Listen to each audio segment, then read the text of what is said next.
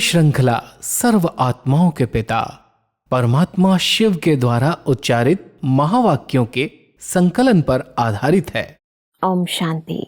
Godlywood studio द्वारा प्रस्तुत अमूल्य रत्न में आप सभी का हार्दिक स्वागत है। स्थापना, पालना और विनाश केवल परमात्मा के दिव्य कर्तव्य नहीं, अपितु इस सृष्टि के शाश्वत नियम भी हैं। परंतु देखा जाता है कि इंसान जन्म व पालना की तो तैयारी बखूबी करता है, परंतु विनाश यानी अंतिम समय के लिए कभी तैयार नहीं होता। अंतिम समय की तैयारी और परिस्थितियों को आज हम ईश्वरीय महावाक्यों द्वारा गहराई से समझेंगे और इन महावाक्यों के स्पष्टीकरण के लिए हमारे मध्य हैं प्रजापिता ब्रह्मा कुमारिस ईश्वरीय विश्वविद्यालय के वरिष्ठ राजयोगी शिक्षक आदरणीय राजू भाई साहब। तो सब आपका आज के एपिसोड में बहुत बहुत स्वागत है। वैसे पिछले एपिसोड में हम बात कर रहे थे 6 मार्च 1985 के महावाक्यों पर, जिसका टॉपिक था होली का रूहानी रहस्य। ऐसा पिछले एपिसोड में हमने होली के महत्व को बहुत ही विस्तार पूर्वक समझा। यदि महावाक्यों को आगे बढ़ाते हैं तो परमात्मा कहते हैं कि ऐसी मौज की जीवन नहीं हो सकती जिसमें मेहनत नहीं, मोहब्बत ही मोहब्बत है। चिंता नहीं, लेकिन शुभ चिंतक है, शुभ चिंतन है। ऐसी मौज की जीवन सारे विश्व में चक्कर लगाओ, अगर कोई मिले तो ले आओ। इसलिए गीत गाते हो ना, मधुबन में बाप के संसार में मौजें ही मौजें हैं। खाओ तो भी मौज, सो तो भी मौज। गोली लेकर सोने की ज़रूरत नहीं। बाप के साथ सो जाओ तो गोली नहीं लेनी पड़ेगी। अकेले सोते हो तो कहते हाई ब्लड प्रेशर, दर्द है, तब गोली लेनी पड़ती। ऐसा परमात्मा हमारे सब दर्दों को भुलाकर एक बहुत ही सुंदर विधि बता रहे हैं कि कैसे हमें ईश्वरीय याद में रहना है। इस विधि को थोड़ा और स्पष्ट करें। तो परमात्मा कहते हैं कहाँ एकदम आत्माएं उलझन में फंसी हुई हैं पूरे विश्व के अंदर। आप जैसी मौज कोई मना रहा हो तो उसको यहाँ लेकर के आओ, बताओ, दिखाओ जी। इसलिए परमात्मा भेंट कर रहे हैं कि दुनिया के अंदर कितने दुख हैं, कितनी चिंताएं हैं, किस प्रकार से लोग जी रहे हैं, और आप बच्चे भगवान के साथ मिलन मना रहे हो, भगवान की पालना में पल रहे हो, उनकी गोदी में सो रहे हो। आपके लिए कोई भी आज दुनिया के अंदर नींद के लिए लोग गोली लेते हैं, दवाई लेनी पड़ती है, तब नींद आती है। और बाबा के घर में जो मौज में रहने वाली आत्माएं हैं, वो 1 सेकेंड में बाबा की याद में बैठती हैं और बाबा की गोदी में सो जाती है। न कोई हाई ब्लड प्रेशर है, न कोई चिंता है, न कोई टेंशन है। तो परमात्मा कहते हैं ये जो जीवन भाग्य की संगम युग की जीवन है, कितनी श्रेष्ठ जीवन, महान जीवन है, जो कोई दुनिया की कोई भी व्यक्ति इस जीवन का अनुभव नहीं कर सकती, जो आप सब बच्चे कर रहे हो जी। परमात्मा आगे कहते हैं कि ऐसा भी फिर समय आएगा जैसे आदि में दवाइयाँ नहीं चलती थी। याद है ना, शुरू में कितनी समय दवाइयाँ नहीं थी। हाँ, थोड़ा मलाई मक्खन खा लिया, दवाई नहीं खाते थे। तो जैसे आदि में प्रैक्टिस कराई है ना, थे तो पुराने शरीर, अंत में फिर वह आदि वाले दिन रिपीट होंगे। तो सब आदि के उन दिनों को थोड़ा सा आप स्पष्टता से बताएं। परमात्मा उन आदि के दिनों को याद कर रहे हैं। एक तो 14 वर्ष तक जब परमात्मा ने बच्चों से तपस्या कराई कराची के अंदर, हैदराबाद के अंदर, तो उस समय भी दवाइयाँ, कोई भी प्रकार की कोई बीमारी अगर छोटी मोटी होती थी तो उसकी जगह पर दूध, मक्खन, कोई ऐसी चीज़ें खिला करके ठीक कर लेते थे। उस समय कोई भी दवाई की ज़रूरत नहीं पड़ी। उसके बाद आदि में जब स्थापना हुई, आबू में आए, तो आबू में भी बहुत सारे पेपर्स आए, क्योंकि मौसम बदला और जो उनको गर्म इलाके से, समुद्र के किनारे से पहाड़ पर आए, तो यहाँ की ठंडी मौसम, और ठंडी मौसम में गर्म कपड़े नहीं, कोई दवाइयाँ नहीं, बहुत से लोग बीमार पड़े। उस बीमारी में भी योग के प्रयोग परमात्मा ने कराए, न कि उनको दवाइयाँ दिलाई। बहुत निश्चय बुद्धि होकर के जो परमात्मा ने कहा, डायरेक्शन आया परमात्मा की तरफ से, संदेश आया कि बच्चों को ये चीज़ खिला दो। मान लो आज किसी को दमा की बीमारी है, बुखार की बीमारी है, तो उसको दवाई चाहिए, लेकिन संदेश में परमात्मा की तरफ से मैसेज आ रहा है कि इनको छाछ पिलाओ, इनको ढोढा खिलाओ, इनके निश्चय की परीक्षा है। तो जो बच्चे उस निश्चय बुद्धि से बहुत भावना से कि भगवान की तरफ से हमें ये दवाई मिल रही है, तो उसको खा करके भी कई लोग ठीक हो गए, कईयों की बीमारियां दूर हो गई। तो परमात्मा कहते हैं वो आदि के समय कोई दवाइयों के आधार से आपके जीवन नहीं थी। अभी वर्तमान समय कोई बीमारी होती है तो फट से डॉक्टर, दवाइयाँ जरूरत पड़ती है, लेकिन जो आदि में हुआ वही अंत में होगा। ये दवाइयाँ काम ही नहीं आएंगी। केवल योग की शक्ति, परमात्मा में निश्चय, वो विश्वास, वो भावना, उसके आधार से आप स्वस्थ रहेंगे। कोई भी बातें आएंगी तो याद में बैठ जाएंगे और बीमारी दूर हो जाएगी। बिल्कुल। तो आदि जो हुआ है वही अंत में होगा, वो परमात्मा रिपीट कर रहे हैं। जी, परमात्मा आगे कहते हैं कि लास्ट तक जो पक्के होंगे उन्हों को साक्षात्कार होंगे। फिर वही संगठन की भट्ठी होगी, सेवा पूरी हो जाएगी। अभी सेवा के कारण जहाँ तहाँ बिखर गए हो, फिर नदियाँ सब सागर में समा जाएंगी। लेकिन समय नाजुक होगा, साधन होते हुए भी काम नहीं करेंगे। इसलिए बुद्धि की लाइन बहुत क्लियर चाहिए, जो टच हो जाए कि अभी क्या करना है। एक सेकंड भी देरी की तो गए। अंतिम समय की परिस्थितियों के अनुसार परमात्मा अपने बच्चों को तैयार कर रहे हैं कि वर्तमान समय तो साइंस के बहुत अच्छे अच्छे साधन हैं और सेवाओं के विस्तार के कारण बच्चे अलग अलग क्षेत्रों में, अलग अलग स्थानों पर गए हुए हैं जी। लेकिन जब ये सेवाएं पूरी होंगी तो बच्चे संगठित होकर के तपस्या करेंगे, एक साथ बैठेंगे। लेकिन उस समय एक साथ इकट्ठे तभी हो सकेंगे जब बहुत बुद्धि की लाइन क्लियर होगी, टचिंग आएगी, अभी क्या करना चाहिए। क्योंकि साइंस के साधन भी काम नहीं आएंगे। वर्तमान समय साइंस के साधनों के कारण आज इतनी बड़ी परिस्थितियों के बीच में कोरोना काल के अंदर भी इतने लोगों को दूर दूर बैठे मैसेज मिलते रहे, ऑनलाइन क्लासेज मिलती रही, बहुत सारी पालना इससे मिली जी। लेकिन ऐसा समय भी आएगा जो ये साधन भी काम नहीं करेंगे, होते हुए भी काम नहीं आएंगे। तब परमात्मा कहते हैं उस समय के लिए आपकी बुद्धि बहुत स्वच्छ, क्लीन, वॉइसलेस चाहिए। उस वॉइसलेस बुद्धि के अंदर परमात्मा की टचिंग आएगी और उसको अगर आप कैच कर लेंगे तो सेकंड के बुलावे पर उस समय पहुंच जाएंगे और संगठित होकर के तपस्या करेंगे।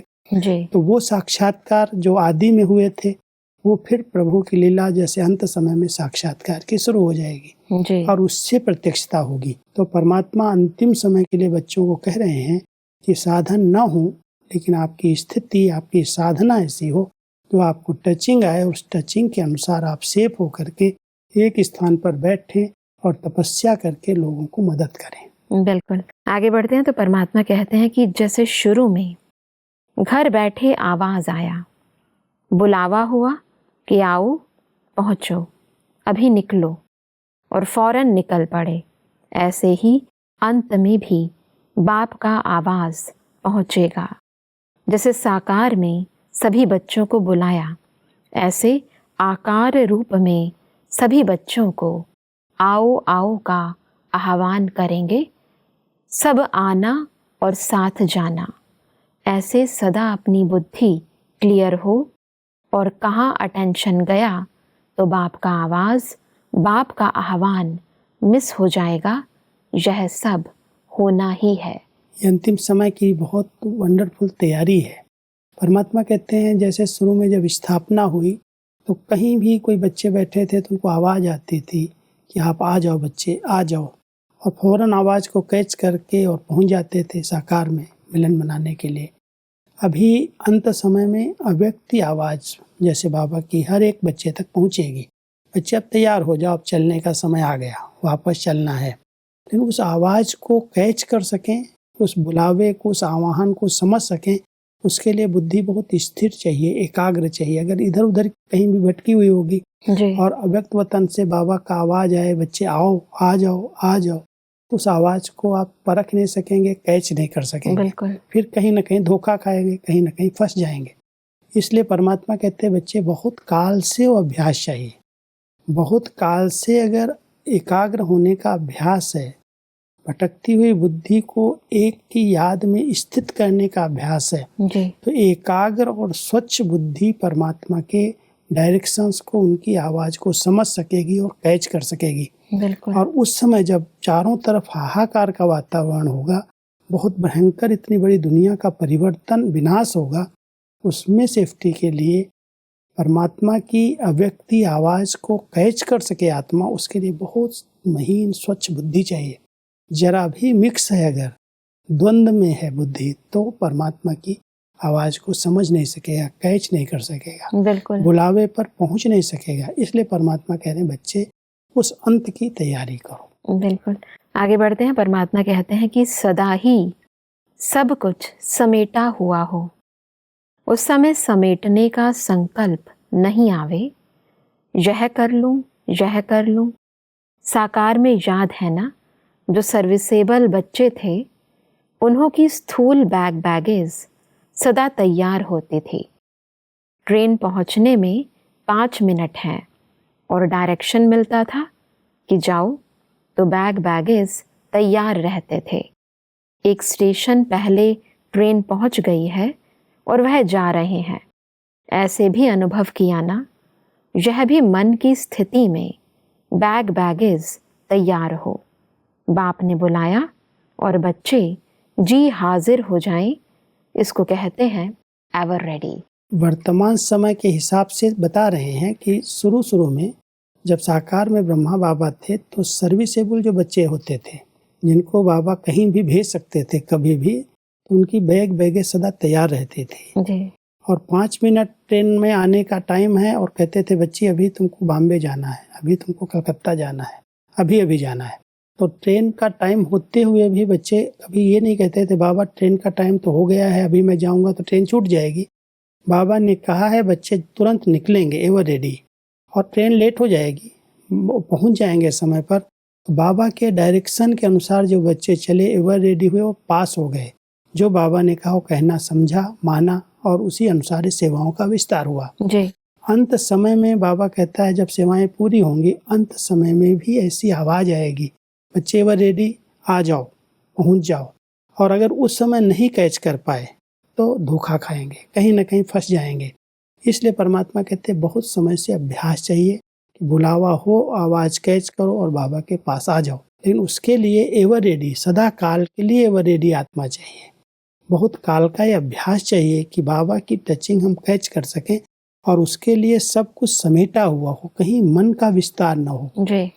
साधनों का विस्तार तो अलग चीज़ है, लेकिन मन कहीं कहीं भटका हुआ है, ये चाहिए वो चाहिए, कई साधनों में, सुविधाओं में, कहीं भी अगर मन थी भटक रही है, जी। तो उस समय एवर रेडी नहीं हो सकेंगे। बिल्कुल। बुलावा होगा और ध्यान जाएगा, अभी ये कार्य पड़ा है, ये करना है, ये करना है, परमात्मा कहता है उस समय फेल हो जाएंगे, अंतिम पेपर में फेल हो जाएंगे। बिल्कुल। इसलिए बहुत काल के अभ्यास से हम एवर रेडी रह सकते हैं।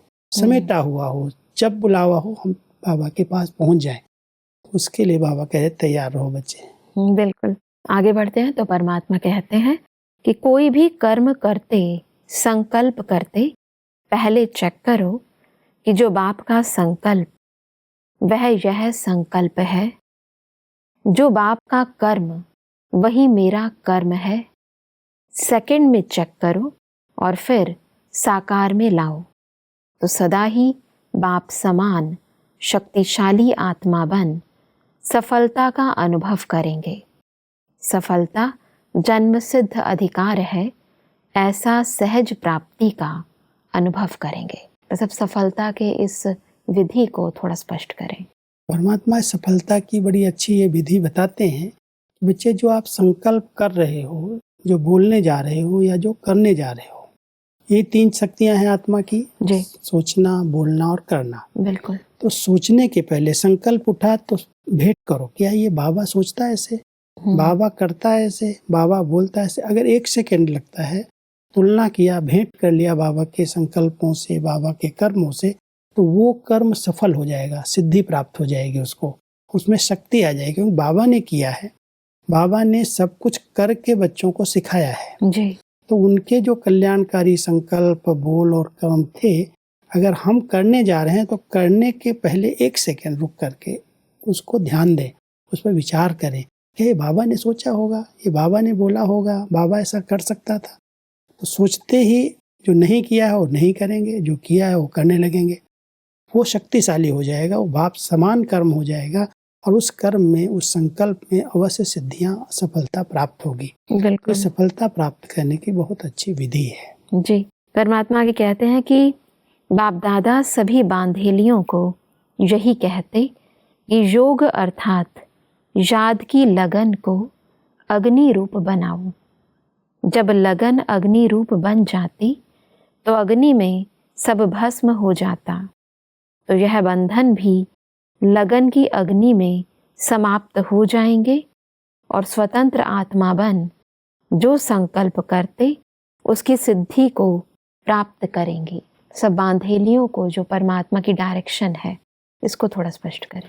कई बाबा के ऐसे बच्चे हैं जिनके ऊपर अनेक बंधन है। जी। वो ज्ञान में आने नहीं देते हैं, मधुबन आने नहीं देते हैं, क्लास के अंदर मुरली सुनने नहीं देते हैं। कई प्रकार के बंधन परिवार वाले लोग में डालते हैं। जी। परमात्मा कहते हैं ऐसे बांधेले बच्चे, बांधेलियां बच्चियां जो हैं, जी। उनके बंधन काटने की बड़ी अच्छी विधि है। वो लगन की आग को प्रज्वलित करें। जितनी लगन है, कहते हैं जहाँ लगन है वहाँ पर विघ्न नहीं ठहरते। बिल्कुल। लगन एक ऐसी आग है तेज, जिसके अंदर हर चीज भस्म हो जाती है। तो जब वो आत्मा बाबा के प्रति और प्यार बढ़ जाता है उसका, बाबा बाबा, लगन माना बहुत दिल का प्यार। जी। जब हमारे दिल का प्यार बाबा से जुट जाता है तो कोई बात की परवाह नहीं होती, सब अपने आप क्लियर होता जाता रास्ता। जैसे मीरा के लिए कहते हैं ना, उसको लगन लग गई। हाँ जी। लग गई लगन तो मीरा हो गई मगन। कोई भी विघ्न, कोई भी रुकावटें उसको रोक नहीं पाई। कितनी भी परिस्थितियां आई, लेकिन उनको सबको पार कर लिया। तो परमात्मा बांधेली बच्चियों को, विशेष करके जिन पर बहुत बंधन आते हैं, उनको कहते हैं अगर तुम्हें उसमें बंधन से मुक्त होना, स्वतंत्र बनना है, सफलता प्राप्त करनी है, तो लगन को बढ़ाओ, माना प्यार को बढ़ाओ। और बाबा की पढ़ाई से, बाबा के यज्ञ से जिनका जिगरी प्यार है, उनके बंधन धीरे धीरे कट जाते हैं। जैसे परमात्मा कहते हैं कि याद की शक्ति से सफलता सहज प्राप्त होती है। जितना याद और सेवा साथ साथ रहती है, तो याद और सेवा का बैलेंस सदा ही सफलता की आशीर्वाद स्वतः प्राप्त कराता है। इसलिए सदा शक्तिशाली याद स्वरूप का वातावरण बनने से शक्तिशाली आत्माओं का आह्वान होता है और सफलता मिलती है। निमित्त लौकिक कार्य है, लेकिन लगन बाप और सेवा में है। लौकिक भी सेवा प्रति है, अपने लगाव से नहीं करते, डायरेक्शन प्रमाण करते हैं। इसलिए बाप के स्नेह का हाथ ऐसे बच्चों के साथ है। वह सब लौकिक व्यवहार में रहते इस याद और सेवा के बैलेंस को थोड़ा और स्पष्टता से बताएं। जब हम परमात्मा की याद में मगन रहते हैं तो सेवाएं हमें सफलता दिलाती हैं। कुछ भी करेंगे परमात्मा की याद में अगर हम कर रहे हैं जी। तो याद और सेवा का बैलेंस परमात्मा की ब्लेसिंग दिलाता है, दुआएं देता है। और जहाँ व्यक्ति को दुआएं मिलती हैं वहाँ कोई भी कार्य असंभव होता नहीं।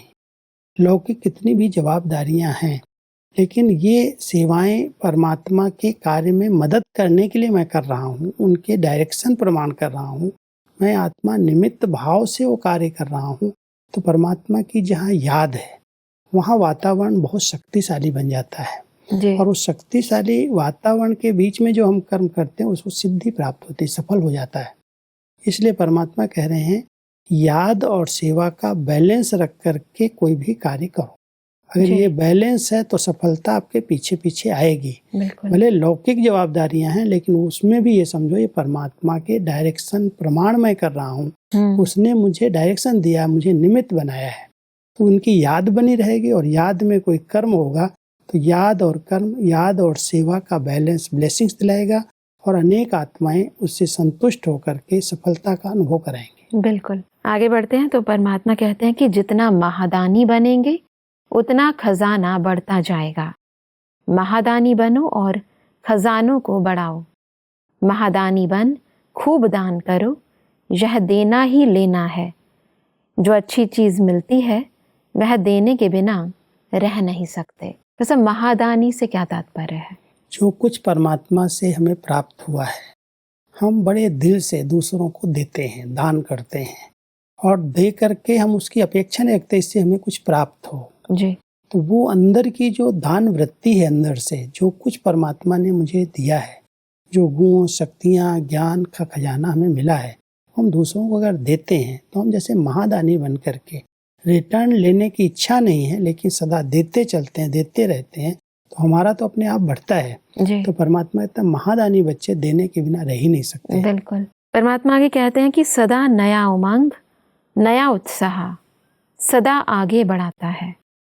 हर दिन ही नया है, सदा स्वयं में व सेवा में कोई ना कोई नवीनता ज़रूर चाहिए। जितना अपने को उमंग उत्साह में रखेंगे उतना नई नई टचिंग होती रहेगी। स्वयं किसी दूसरी बातों में बिजी रहते तो नई टचिंग भी नहीं होती। मनन करो तो नया उमंग रहेगा। तो सब नवीनता लाने की इस विधि को थोड़ा सा स्पष्टता से बताएं। कई बार हम एक जैसी सेवाएं करते रहते हैं। परमात्मा चाहते हैं कि नवीनता अगर होगी तो उमंग उत्साह बढ़ेगा। बिल्कुल। इसलिए नया नया प्लान करो, नई नई बातें विचार करो और उसके लिए नया उमंग उत्साह सदा बना रहे। कुछ नवीनता से करेंगे तो उससे नई नई प्रेरणाएं प्राप्त होंगी, अनेक आत्माएं उससे समीप आएंगी। परमात्मा हमेशा कहते हैं कि कुछ ऐसा मनन करो, चिंतन करो, एकांत में चले जाओ तो नए नए सेवाओं की टचिंग आएगी। और जहाँ नवीनता है वहाँ उमंग उत्साह बढ़ता जाता है। नए नए ढंग से कोई भी प्लान करते हैं। हमेशा हमारी दादी प्रकाश मणि जी को रोज नए विचार आते थे, सेवा की नई नई प्लानिंग, आज ये करना है, आज ये करना है, आज ऐसे बाबा कह रहे हैं। तो नई नई बातें रोज सेवा के क्षेत्र में, योग की विधियों में नवीनता थी और उस नवीनता के कारण कभी कोई बोर नहीं होता था। उनको उमंग रहता था, आज ये करना, आज ये करना। कभी उन्होंने प्रदर्शनियां कराई, कभी 1-1 लाख के प्रोग्राम कराए, कभी कोई बड़े कार्यक्रम ऐसे आयोजन किए, सम्मेलन किए। तो भिन्न भिन्न रीति से सेवाओं में नवीनता लाती गई और उसके कारण ब्राह्मण परिवार में बहुत उमंग उत्साह बना रहा। जहाँ उमंग उत्साह होता है वहाँ माया भी नहीं आती और आत्मा अपने आप समर्थ शक्तिशाली अनुभव करती है, बोर नहीं होती, थकावट का अनुभव नहीं करती और उसमें सबका साथ और सहयोग मिलता है। अगर एक जैसी सेवाएं चलती रहती हैं तो लोग थक जाते करते। एक जैसा हमें पुरुषार्थ भी नहीं करना है, एक जैसा योग भी नहीं करना है। कुछ नया नया रोज करें। आज हम प्रेम स्वरूप स्थिति में हैं, कल हम शक्ति स्वरूप स्थिति में बैठ जाएं। आज हम शांत स्वरूप स्थिति में हैं, कल हम सुख स्वरूप स्थिति में बैठे हैं। तो अगर हम नवीनता करेंगे तो हम स्थायी उसको आगे रख सकते हैं। और एक जैसा करेंगे तो 2 दिन 4 दिन करेंगे, फिर थक जाएंगे, बोर हो जाएंगे, छूट जाएगा। बिल्कुल। इसलिए नवीनता बहुत जरूरी है। सेवाओं में भी नवीनता हो, योग में भी नवीनता हो और नए नए प्लान विचार अंदर अंदर चलते रहें और उनको प्रैक्टिकल किया जाए तो हमारे अंदर भी उमंग रहता है और हमारे साथियों में भी रहता है। बिल्कुल भाई साहब, आज हमने अंतिम समय की विपरीत परिस्थितियों में कैसे स्वयं को तैयार रखें, इन विधियों को बहुत ही स्पष्टता से समझा। इस स्पष्टीकरण के लिए आपका बहुत बहुत धन्यवाद। ओम शांति। दर्शकों, आज के महावाक्यों में परमात्मा ने कहा कि हमें रात्रि को कभी भी अकेले नहीं सोना है, परमात्मा के साथ सोना है। परमात्मा के साथ सोने से हमें किसी भी बीमारी की गोली लेने की आवश्यकता नहीं पड़ेगी।